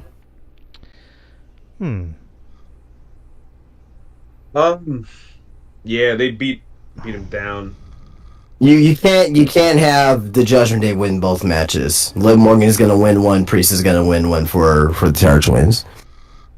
Also, Yeah. let me bring this up before we get to the rest of our predictions. Like, did you notice on Monday there was like, I guess they're trying to tease like some problems going on with Judgment Day with Finn and Dom? No. Where like Finn called and say, "Hey, I'm gonna be late," and Dom didn't really mention it. No. Okay, never mind. What would be the purpose of that? I don't know. That was just kind of the We impression already I just got. had problems with the Judgment Day. Now we're going back to having problems with this new group. I thought that was just a way to fake out the LWO so they can beat them. Yeah, I was thinking more of that. Yeah. Yeah, that's what I took that as, is, fake out so that Finn could help them win. Right. I'm gonna go for Finn. Partially because the last pay-per-view, Rhea and Damian won. So, yeah, I give Judgment Day something. Or I guess this new-ish version of Judgment Day. So I'm gonna go with Finn winning. He can't have the leader of the group because clearly he's the leader of the group. Like, you can't have him lose his big pay-per-view match after the turn, because this is his first pay-per-view match since SummerSlam, or since the turn at SummerSlam. So That's true. That's true. But where does that leave Damien? Damien to be alright. Okay. Well, I mean, Alright. I'll be honest. I haven't really given a fuck about him since he lost the title. So Pretty sure I mean, they'll have a rematch. Yeah, he'll have a rematch, and I'm pretty sure Damian will be all right. All they gotta do is have him wreck motherfuckers. I just think that Finn Balor needs it more because Finn Balor has. I agree. I Track record has agree. not been great at pay-per-views lately. I agree 100%, but I'm talking, we're talking about predictions here. I'm predicting that Damian Priest wins. I want him to win for my own selfish reasons, but for prediction wise, I'm going with Damian Priest. So Right. No, I definitely feel you, especially after what happened on Monday. yeah, I just got a sneaking suspicion though. I think Finn's gonna eke it out. All right. okay. Nia Jax versus Bayley for the WWE Women's Championship. Tiffany's gonna cash in. I'm assuming, they teased that last Friday when Nia was choking her, saying, if this ends bad for me, it's gonna end bad for you. And then as she's walking away, Tiffany's glaring at her. So I'm guessing she's cashing in. So I'm gonna go with that. That's what they want you to think, Drew. I think we're gonna get the tease of the cash. I don't think we're gonna get it yet. But for this match, I got Nia Jax winning. Yeah, I got Nia winning too. I think that the cash in. I think there's gonna be a schmozz where Tiffany has the conflicting thoughts of cashing in and this, that, and the other. One thing leads to another. Nia Jax gets the win, and she's still champion. So Yeah, I'll probably go with that. Yeah, Nia winning. CM Punk versus Drew McIntyre, Hell in a Cell.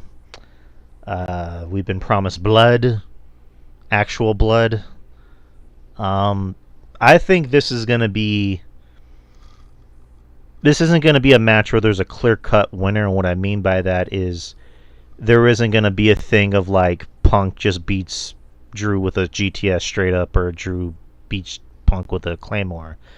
I think it's just going to be a thing of they just beat the ever-living piss out of each other until one of them, or both of them, just like they can't stand no more, and then one of them just gets a pin. So both of them don't look like complete, bitches. I don't know, So what you're trying to say is that somebody's gonna survive. Somebody's going to survive, barely. Yeah. Well, right before Survivor Series, that makes sense. Survivor Series. There you go. Dun. If only I had a soundboard in here. This match can go either way because obviously with Punk it's just like give Punk a big win because it's Punk. He's the attraction. But Drew I think needs it more because Drew's been getting bitched out in this feud. Has he really? I mean he. In comparison to Punk? I mean he got bitched out at WrestleMania when Punk cost him his match. He got bitched out in Scotland. Okay. So Punk got bitched out too. How Many did times. How did Punk get bitched out? With this fucking bracelet, so many fucking times with the whole bracelet and shit. I mean, Drew. How many times Drew attacked him backstage and left them kind of bloodied or whatnot? They both got bitched out. Yeah, but Drew's gonna out in Chicago. He carried around like a bitch. He bitched him out in Chicago. Yeah, but Drew. Yeah, but Drew's getting. He's gotten his moments ruined by Punk, and deservedly so in storyline. So has Punk too. They both got bitched out evenly, I think. I don't know. Again, this match can go either way. I don't know. I'm gonna say Drew. I'm gonna say the safe bet is Punk. But I wouldn't be surprised if Drew got the win. But I'm gonna go with Punk. Yeah, I'm going with Punk. I think if they still want to do him and Rollins, I think you have to kind of have CM Punk win. Drew McIntyre, Gunther's a heel, and Gunther's gonna be champion. I think all of us can agree until at least the end of the year, heading into early next year. Yeah. He's gonna be champion that long. I don't see a future for Drew McIntyre on Raw. I really don't. With SmackDown going 3 hours, don't be surprised if Drew McIntyre goes to SmackDown. And that's the point I was gonna make 100%. Yeah, and plus, SmackDown needs heels. Yeah, feud with Cody. Do not rule that out, because where else is he gonna go after this stuff with Punk is over with? True. Exactly. Seth Rollins again? No. And who else is he gonna feud? Raw's got a lot of heels, man. They got a lot of heels, so I don't know. He's got a few with Bronson Reed. I mean, the matches can be fun, but the storyline ain't gonna make a lick of sense. All right. Especially since Drew McIntyre is killing in his role right now. So I don't where does Drew McIntyre go from here on Raw? No, true. Have this win be so demeaning to him that he can't be on the same show with CM Punk ever again, and have him go to SmackDown. I think you can pull that off. Maybe swap him for AJ Styles, and I think you can have something there with both guys moving forward. So Yeah, feud with Cody. yeah, that's my prediction. Yeah, definitely a feud with Cody right off the bat. He probably won't win that. He won't win that either. But I mean, hey, there's something. It's something. He's got a future there at least. yeah, agreed. That's a pretty good point. I wasn't even thinking about that, but should be the main event. I mean, Should be the main it's event, the you're more, right. it's the, it's. I can't give my prediction, but Oh no, I thought you gave your Yeah. prediction already. I'm sorry. Go ahead. I'm sorry. well, yes, I am predicting Punk. But I'll keep it short and sweet. I agree with RJ. I was gonna bring that up as well. So appreciate that, RJ, for bringing that up. Because I don't have to repeat myself. Because that's exactly what I was gonna mention. I think at this point, Drew, he has nothing else left to do on Raw. You can take him to SmackDown, have him feud against Cody, and and just have it go from there at that particular point in time. And also on top of this as well. I'm gonna throw a new wrench into this as well, right? It's not too early to talk about WrestleMania season. Mm-hmm. You know who's been the very, very, very, very hidden third wheel in this feud. You know what? He's not a guy that you would think about, but it's Wade Barrett. Wade Barrett is the third wheel in this feud. And I certainly think that they may end up doing something with Drew McIntyre and Wade Barrett at WrestleMania. I think Wade Barrett wants to have a match against Drew. I think they've been kind of doing subtle teases towards that as well. That's number one. Also, number two, if Drew goes to SmackDown, well, that's some natural progression over there. But you got Michael Cole and Corey Graves over there. What's gonna happen? Well, when Raw goes to Netflix, they're gonna switch commentary teams. So you have Tessitore and Wade on SmackDown, and maybe even Corey Graves too. Then you're probably gonna have Pat McAfee and Cole on Raw. But I think that something's gonna come out of it. I think Wade Barrett wants to come out retired for one match, to have this one match, and obviously the story's gonna be there for that too as well. So just keep that on the playing cards right now. Mark this down for October 2nd, 2024. We may see Wade Barrett come out of retirement for a WrestleMania match against Drew McIntyre. WrestleMania at this point, it almost seems very unpredictable. Because usually every other season you can kind of tell like where the show's going to go. This year, I guess next year. Other than like the Punk and Seth match, which seems like it's going to happen, you can't really tell what else is going to happen on the show. Like, we don't really know what Cody's going to do. Is Cody going to wrestle Rock? Maybe. What's Roman going to do? What's Jacob Fatu going to do? What's Randy going to do? What's Cena going to do for his retirement tour? So, I don't know. It's interesting. It makes for an interesting show. But speaking of Cody, go ahead. I know what Jacob Fatu is going to be doing on that show. He's going to be loving Solo. I love you, Solo. My tribal chief. Yeah. Oh my god! I don't know. Kevin Castle made me laugh. Like he kind of made me like cackle a little bit when he was talking about Rikishi, like how they could like the bloodline can take him out or whatever for like sympathy for the Usos, and he just goes, "Yeah, Jacob Fatu can just go up to Rikishi and go ah." It just scared him to death. Jacob Fatu. I do agree with Kev. He be making those some of those animalistic faces he be making sometimes do be coming across goofy sometimes. I'll be like, hey, yo, Jacob, calm it down a little bit. And it's always been a bit with him, too. So it's not just all of a sudden. Like, he's been doing that in MLW and stuff like that. So, Yeah. it comes across goofy sometimes. So I definitely agree with Kev on that, but yeah, the whole bit's funny.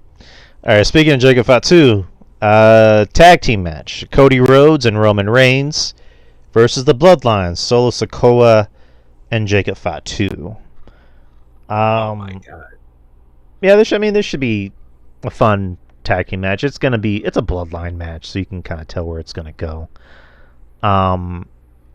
It'll be interesting to see that eventual interaction with Roman or a physical interaction with Roman and Jacob.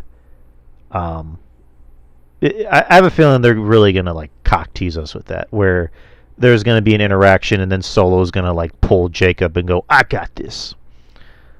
Yeah. So, yeah, it should be a fun match. It teases a lot of storylines for Cody down the road, more so with Kevin Owens, where Kevin Owens is mad at Cody, but he doesn't want to tell him yet, and every time he has a chance to tell him something, he gets interrupted by the Bloodline. So, I'm gonna go with Cody and Roman.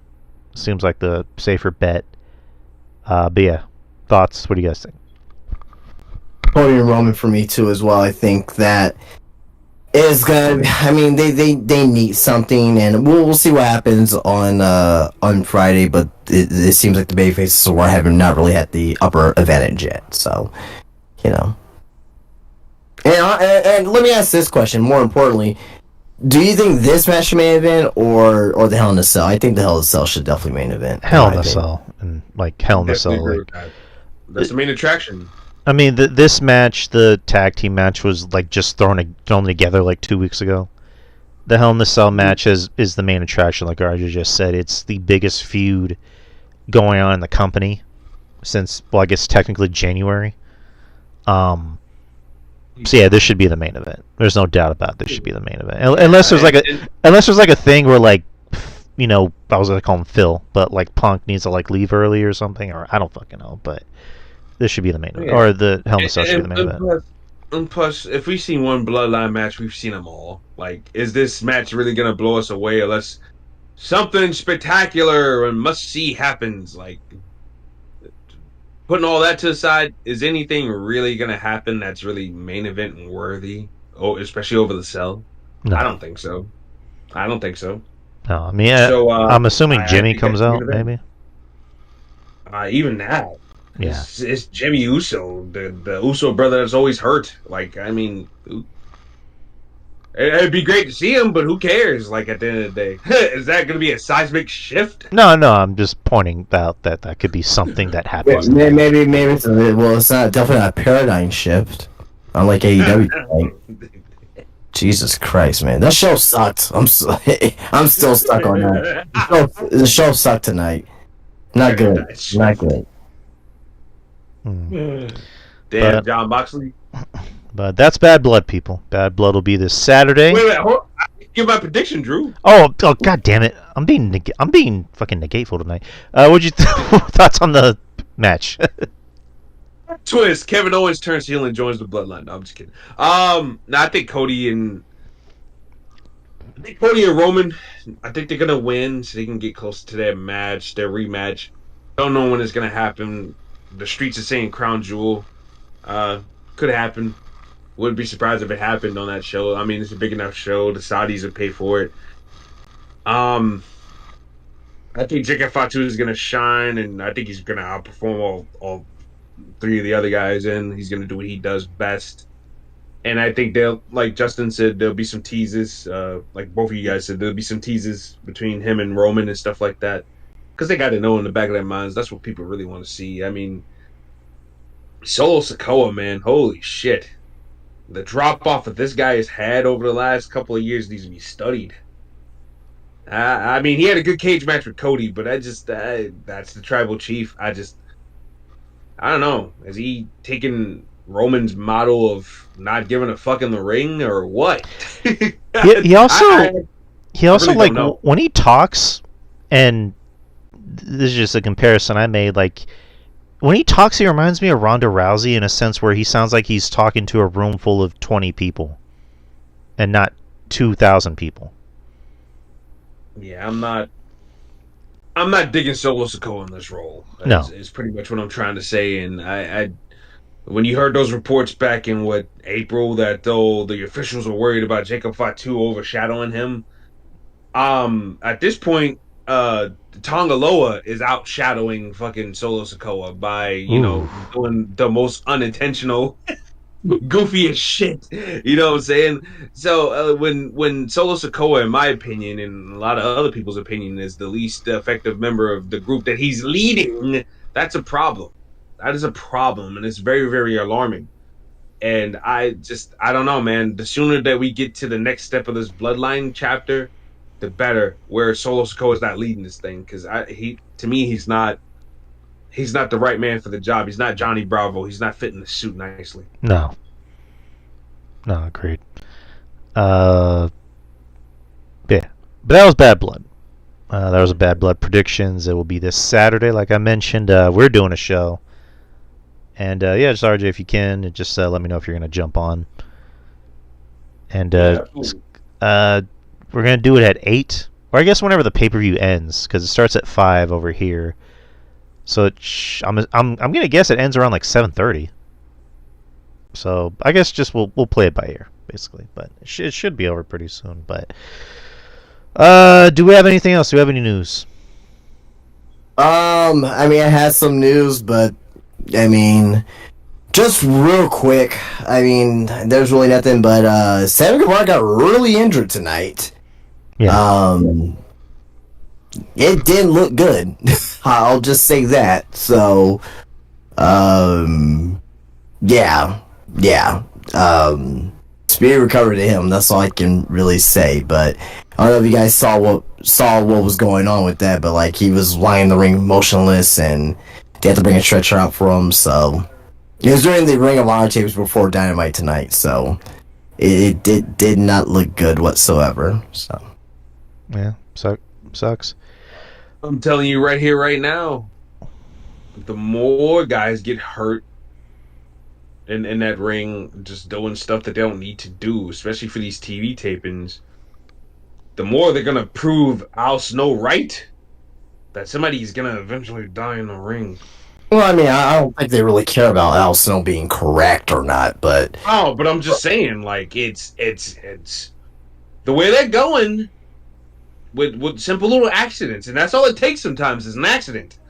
Remember the guy that broke his cousin's neck doing a wrestling move on her? It was an accident, but he still killed her at the end of the day.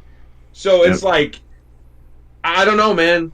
We gotta take necessary steps to pull back on doing astronomical moves and shit like that, especially for these tapings to which people are not watching Ring of Honor like that anyways. And I understand giving people a show and this, that, and the other, but it's just like, is it necessary to go balls to the wall all the time to the point where you're going to get hurt? Well, I don't know what happened. I haven't seen the move, so I'm not going to speculate on that until I actually see it, but yeah, this is like, but apparently they're saying this may be like another concussion possibly, but this is like his second big concussion of the year, and he was gone for a while from the first one, so then plus that too, also as well, Lady Frost, she ended up injuring someone too as well. Now apparently she did like the kind of like the Black Arrow, and she landed on someone's face. So they didn't say who the wrestler was, but yeah, just wish the injured wrestlers speedy recovery, man, because that fucking sucks. Doesn't matter who it is. Yeah, no, definitely. I mean, you don't want to see anybody hurt, especially, I mean, really, really seriously hurt. Yeah, so. But people you have to tighten certain things up in the ring. You have to really, really, really be mindful of what you're doing and who you're doing it to, and the positioning and everything. That's why, Vince used to have guys practice certain aerial moves and stuff like that so that they wouldn't hurt people. Right. And I know he got a lot of flack for that, but it's like, do you blame him sometimes? Because when people just carelessly go up to the top and hit some of these moves, they'll end up hurting people. So And we've seen it time after time. I remember when my man from Dark Order got knocked loopy in the middle of the ring because somebody did an aerial move on him, and that leg or that knee hit him in the face and knocked him out cold. So like sometimes you just gotta watch out and be mindful of what you're doing. So I don't know.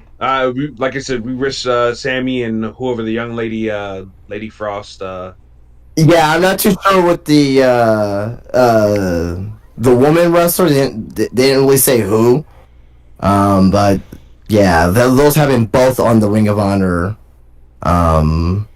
taping. So, but yeah, he was. They have to bring the stretcher out for him. So that's it's not good. You know what I mean? So. You know what I mean? It doesn't matter who it is, doesn't matter what organization, and it was only his fourth match back too.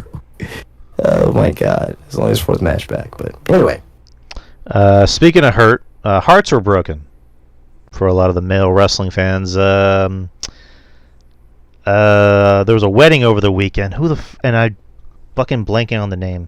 Tatum Paxley. Yeah, Tatum Paxley. There you go. She got married to Javier Burnell. Who's Big Body Javi over the weekend. Big Body Javi. I don't keep up with these relationships. I had no idea that was happening. I didn't even know they were engaged. Yeah, they've been engaged for a while, so good for them. Interesting couple. Very, very good looking couple. Obviously, Tatum's, smoking hot. I mean, how many other people are gonna get fucking married this month or this year, I should say? Because didn't you bring up the Pretty Deadly guys getting married last week or some shit like that? Well, Elton Prince and his girl, was it Kelly Kincaid? They just had a kid. Yeah, and the other one got married. The other guy, what's his name? Kit Wilson. Yeah, Kit Wilson and I always forget her name. Stevie Turner. They got married. Oh well, I'm happy for all of them. Yes, boy. Pretty Deadly. But I don't care. I don't care. But good for all of them. People think Pretty Deadly are gay, but come on. I mean, my God, look at that.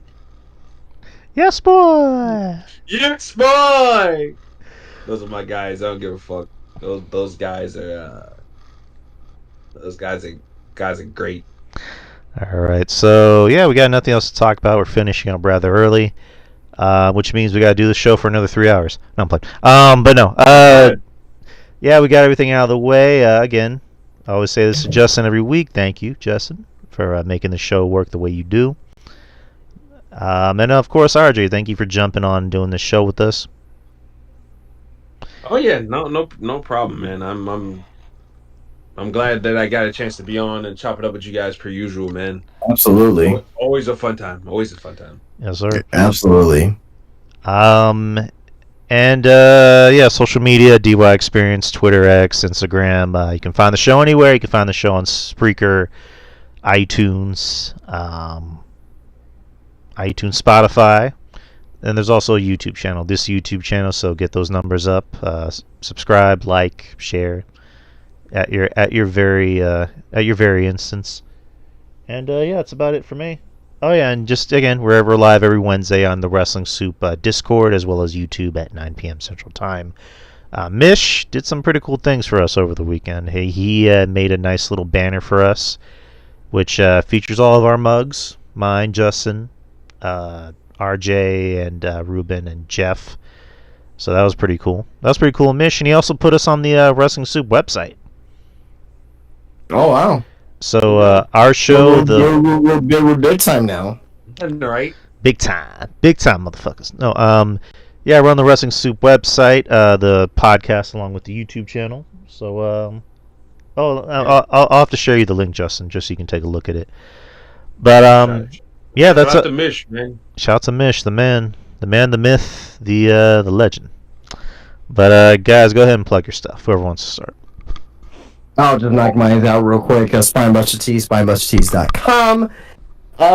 Got some, how should I say? Yeah, got something developing here. Nothing huge or big, but I'm gonna start to actually physically making my own t-shirts. Now, print on demand, but I will actually be doing DTF transfers onto brand new t-shirts myself with a heat press. So gonna be testing it out, see how that goes, and go from there. But you'll be able to see those t-shirts and those designs at Spinebuster Tees at Wonderlands of the Americas inside of Crossroads Mall. Come on in and grab yourself a t-shirt or a Funko Pop or a wrestling action figure, wrestling autograph, vintage magazines. I got it all for you there inside of Wonderland of the Americas at Spinebuster Tees. Also on Spinebuster Tees on Instagram. Follow me on there where I'm posting new things every single day.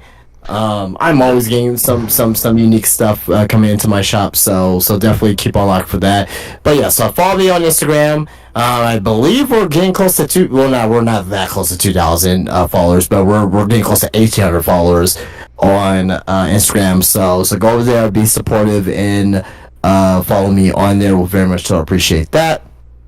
And so that is Spinebuster Tees on Instagram, SpinebusterTees.com, and Spinebuster Tees at the Wonderland of the Americas. Yes, sir.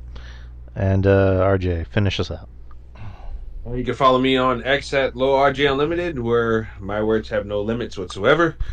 You can follow me on YouTube, the RTJXX, where have my 2K Fed, CCW. We just did a pay-per-view on Tuesday actually. Excuse me, yesterday.